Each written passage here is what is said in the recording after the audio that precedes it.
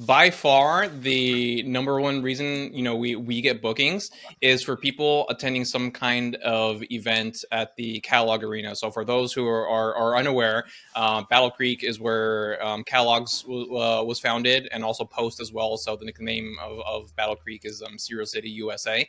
And one thing that Kellogg built there is the Kellogg Arena. It's just a multi-purpose arena for kind of honestly anything. So we've had people show up because they're attending a pool tournament at the Kellogg Arena, an arm wrestling championship, religious events, you name it. I mean, there's so many things that go on at that arena, and that's definitely the number one reason that people are coming to our property. So that's been great. And there's events there year round too, so that's also helpful.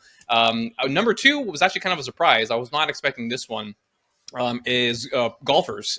So there's about 15 different golf courses in the Battle Creek area, either directly in Battle Creek or like just outside of it.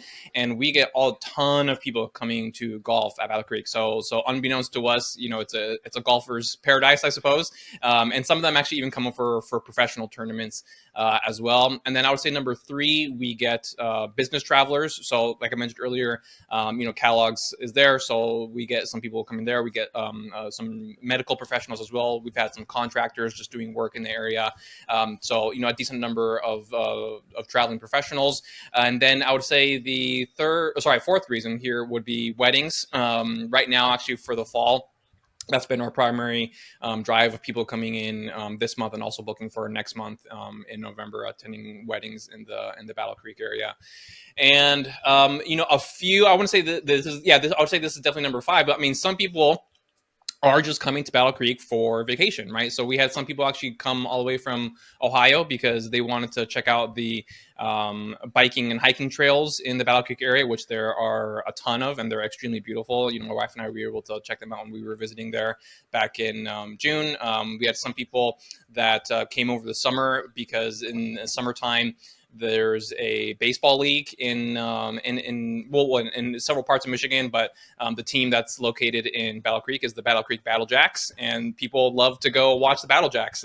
Come from all over the place just to attend those games. And so, yeah, there actually are some people. Again, certainly not a majority, but they're actually just trying to go to Battle Creek just to have a good time. Yeah, yeah, and it's so funny because I run into this same sentiment over and over again, like with people, in the program or who kind of get into this style of investing, where they initially a lot of people feel like with short-term rentals, I need to be next to Disney World, I need to be next to, some huge national park or next to the beach. And what I highly recommend to people is to invest in these lower cost areas just outside of the main attractions, but still have local draws. And so over and over again, I hear people be like, I never would have expected there'd be so many people coming for this reason or that reason, but it's so affordable for just about anyone. So you're going to get people who travel just for any random reason, but then you have these local draws that you didn't expect, like the arena and the Battle Jacks and, these different things that are just local attractions that bring people in and work and stuff like that. So I think you followed the model and picked a location that perfectly aligns with that structure where it's super affordable, but yet it increases your nightly rate and occupancy by having these local draws and a decent population. It doesn't have to be a massive city. So I think that's fantastic. Yeah, and to add to that, I would say, because I fell into that same trap too. So like I mentioned, earlier in our conversation, investing in short-term rentals was nowhere on my radar initially, because I had that initial same feeling that you have to be, in those super competitive markets, Joshua Tree and like that. And I was just like, I just don't want to do that. It sounds super stressful. It's super expensive and stuff like that. And I think part of the trap that people fall into and is, because they're referred to as vacation rentals. And so when you hear like the word vacation, your mind kind of automatically goes to a lavish vacation, like a really big vacation, right? But people make small trips all the time, right? Year round. And I would actually say there's more people making small trips than there are people making very large trips, right? And so there's this whole market that you can serve that is out there, and most people are kind of ignoring it. And it's an amazing opportunity. Yeah, yeah, that's a great point. And you mentioned Joshua Tree. You know, if to your point, like if you are investing in an area like that, you better be on your game because there's thousands of short term rentals there, and the average one has all the top amenities. Like it looks like a super luxury high end vacation rental. Um, you know, we'll post. I'll put links to your listings in the show notes. So if you're listening to this and you want to check out Alvaro's listings, they're awesome. I mean, they pop, they stand out. You did some. I can tell you're a digital marketer. You did some uh, cool digital marketing stuff with it, with like creating a logo for each property and putting that on there. But you didn't. I mean, you said you spent $30,000 to update these. Like, it wasn't like you put in every amenity. There's not like there's a lap pool in the backyard or, you know, pickleball courts or something like that. It's a 2 unit property, but it pops because you followed a system and you have some professional pictures and you check some boxes that made it look really nice. But you're also top of the rankings on Airbnb because the competition just nearly isn't as high Hmm. as you know, all these mainstream areas that people flock to. So that's another side benefit to investing in an area that's a bit more affordable as well. So Yeah, and I don't know if this is something specific to my area or the Midwest in general, but for the competition that does exist, I would say over 50% of them, they're doing the bare minimum on their property, right? yeah, They get like the cheapest furniture possible, and it's very extremely too minimalistic, I would say. And they're taking photos with their phone, and that's about it, right? And you know, so if you just do a little bit more than that, not only is there less competition, you know, in general, but you're already just doing better than the competition that currently exists there. yeah, yeah. And I think that is common in these smaller markets. It's just, yeah, you just don't have that level of competition. It's a lot of mom and pop people that kind of just wake up one day and they're like, I want to try out Airbnb. So Yeah. the bar is not super high. Uh, I think a lot of people also are curious around how you finance a property like this. So what was your strategy for that? So this one we just went the conventional loan route. You know, I thought about you know, maybe going you know, the DSCR route and using private money, but that was all new to me. And you know, again, you know, first property, long distance, a lot of stress. So it is very overwhelming at the beginning. And I was like, you know what, I'm just gonna stick with what I know, and you know, at a future date, I can kind of learn some of those other methods. So yeah, we just went the conventional route. We paid for the down payment. You know, we paid for the rehab directly ourselves. You know, my wife and I, we had saved up some money over the years, and so that's the route we took for this one. That's great. Yeah. Yeah. And I always tell people that, like, if you're working a W-2 job and you can qualify for a second loan, conventional is going to be the best terms you can get. So might as Mm. well go that route initially, and then you can get into more creative strategies as you go. How much did you pay for your furnishings? What does it cost to furnish a 2 unit property like this? We paid just over $20,000. I want to say it came out to like $22,000 or something like that. Yeah, so it wasn't an overwhelming amount either. Okay. Cool. Cool. Yeah. I mean, I think that's right on par with what you'd expect. And how, now, you know, you mentioned you visited for the first time after it was already furnished and listed. So I think a lot of people would probably wonder, how the heck did you get it furnished? Yeah, so I came in contact with someone who actually specializes in furnishing short-term rentals. I was introduced to her through the seller of the property. So actually, that's one thing I didn't make super clear. So the person that was selling this property was also the realtor. So he was the listing agent. Mm, He was the owner as well. So he bought it, made some upgrades, and then he was selling it.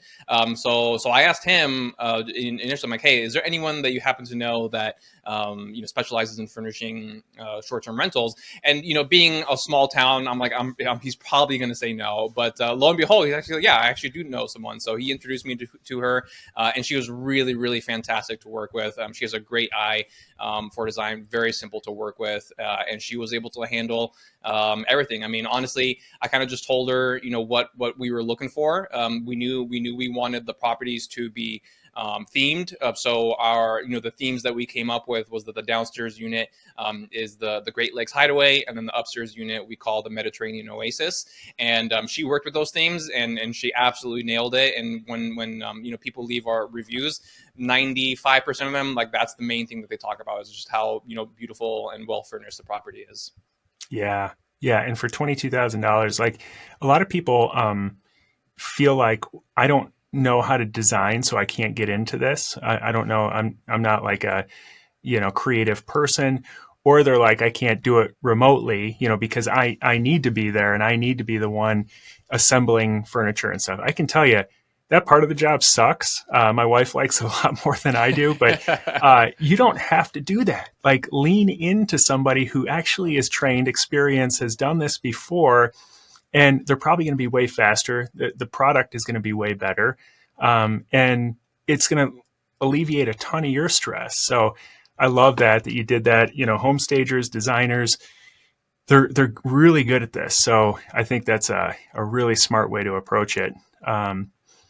And then, so it's all set up, and then, your listings are going live. What about managing it? A lot of people will ask me about, how do I manage a property? They just assume that you need a professional manager that you pay 20 to 30% to manage the property, but you're actually managing it yourself, correct? That's correct. Yeah. Cool. Yeah. So what does that look like? Yeah, it's honestly pretty simple. And actually, by the way, you're right. I had the same feeling too. I'm like, oh, this is gonna be so far away. I'm just gonna have to hire someone to do it. But you teach, right, a lot of great systems and processes that you can implement. And after that, it's actually pretty smooth sailing. So yeah, there is a lot of initial upfront work, but once that work is in place, it's really smooth sailing. So for entries, we use some digital locks that we can control with our phone. So every single time someone new checks in, then we can update the key codes for that.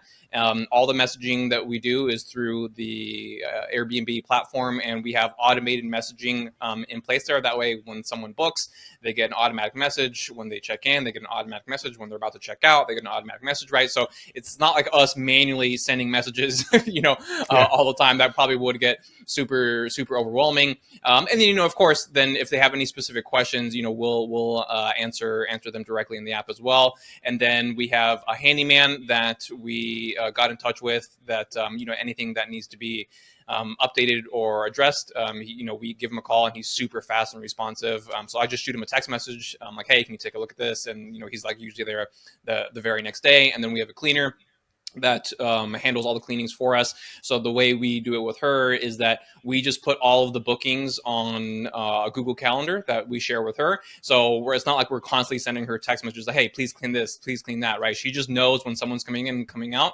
And so all she has to do is then send us the request to pay her, which we do through Cash App. And so, yeah, it's very simple, smooth sailing when it comes to managing it from a distance, actually. Wow. And how much additional software do you have to have for that? What are you using to manage it? No paid software. so Yeah. like, we're doing everything through Airbnb, and then like I said, with I guess when you can technically say software, like I said, we're using Google Calendar with our cleaner, which is free, and then we're just contacting our handyman and our cleaner through text message, and that's pretty much it. So nothing extra that we have to pay for. Obviously there are a lot of short-term rental softwares out there that you can pay for, and I'm sure they're fantastic, and I'm sure that once you reach a certain level, they actually kind of almost become a requirement. But for your first property, you don't need any of that, right? Everything can be done through free software for sure. I love that. And I think there, as you said, there's so much software out there. Like, people will spend weeks comparing a back-end property management software that they feel they've been sold that you have to have if you're going to manage, especially from a distance, and the truth of the matter is, I think it actually hurts you to go through the whole process of trying to set that all up and, get real sophisticated and try to overcomplicate things from the start. Like, I've been a huge fan, and this is how we grew, is grow organically as needed. Every stage of your business is going to require something different. So don't bury your head in the sand and say, well, I'll never use any paid software. At some point, it might make sense. But for your first one, like you're making $3,000 a month of additional income without a single bit of extra paid software on top of Airbnb, just using the Airbnb app alone to automate 90% of it. So that I love that. That makes so much sense. Um, so I guess I'm curious how investing in short-term rentals has impacted your life so far. Like, has it changed anything in terms of your day to day or your life overall? And then also, I guess what's your goal from here? Where are you heading? Yeah, I mean, so it's really opened up my eyes, to be 100% honest. It just almost feels like the possibilities are limitless. And right now, our main goal is to get to a point where we have enough short-term rentals that are covering all of our living expenses. That way, everything that my wife and I earn is just the cherry on top, right? We can either spend that, we can invest that. That's kind of goal number one. And with long-term rentals, I don't know how many long-term rentals you would have to own to get to that point. I mean, I feel Yeah, like you would have to own like 30, 40, 50. I don't know.